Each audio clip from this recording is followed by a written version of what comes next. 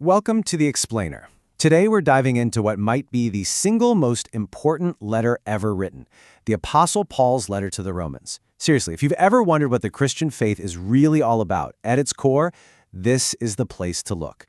This letter was written to change everything.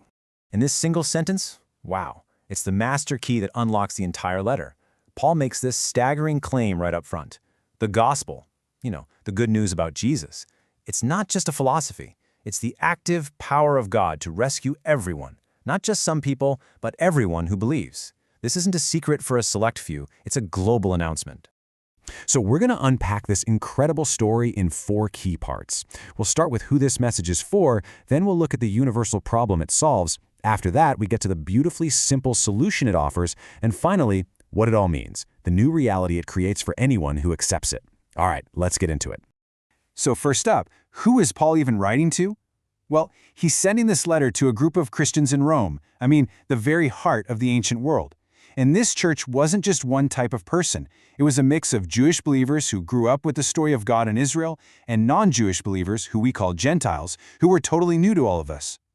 And Paul, he states his mission right from the get-go.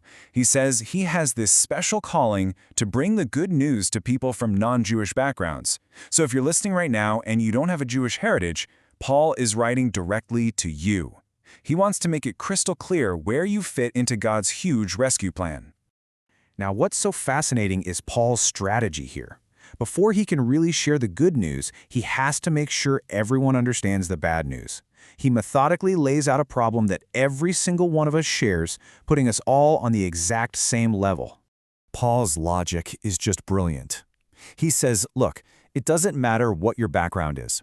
The Jewish people had God's specific law, but they couldn't keep it perfectly. The Gentiles, well, they didn't have that written law, but they still knew right from wrong in their hearts. And they failed to live up to that too.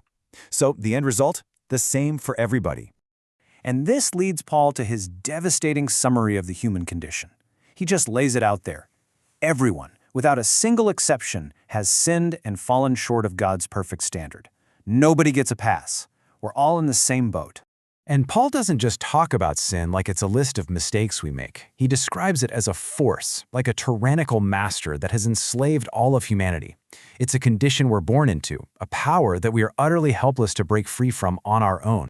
So this really bleak diagnosis of the human condition leads to the most important question in the whole letter. If we're all trapped, if trying to be good just isn't enough, then how can anyone be rescued?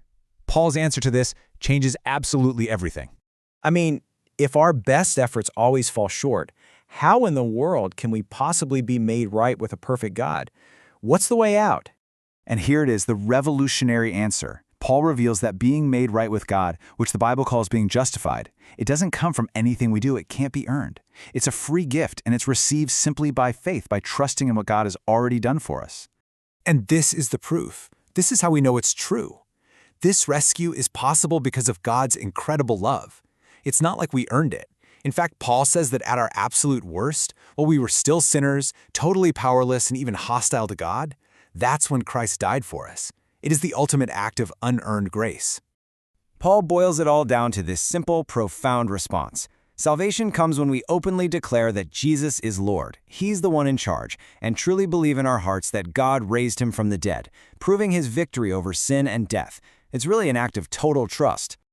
Okay, so what happens after we believe? This isn't just about escaping punishment or something. Paul shows us that this faith opens the door to a completely new reality, a new way of living as part of a brand new family. Paul uses this amazing picture, this metaphor of an olive tree that's just so meaningful for Gentiles. He says to imagine God's people as this tree, and its roots are the promises God made to Israel. He says that through faith in Jesus, non-Jewish believers, the wild branches, have been grafted right into this tree.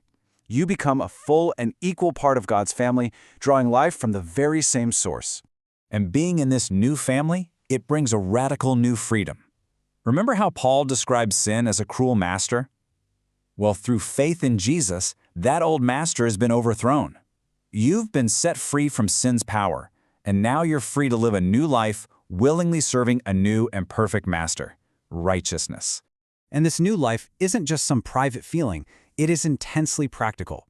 Paul spells out what it looks like in action, honoring others above yourself, being patient when things get tough, blessing those who hurt you, sharing in the joys and sorrows of your community, and actively choosing to overcome evil with acts of good.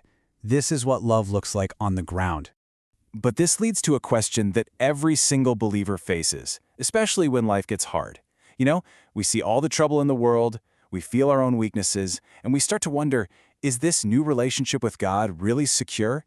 Can it be taken away from me? Paul closes his case with one of the most powerful, triumphant promises in the entire Bible. He lists every possible threat you could imagine: life, death, angels, demons, fears about today, worries about tomorrow, any power imaginable. And he declares with absolute confidence that nothing in all of creation can ever separate us from the love of God. And that is the ultimate message of Romans.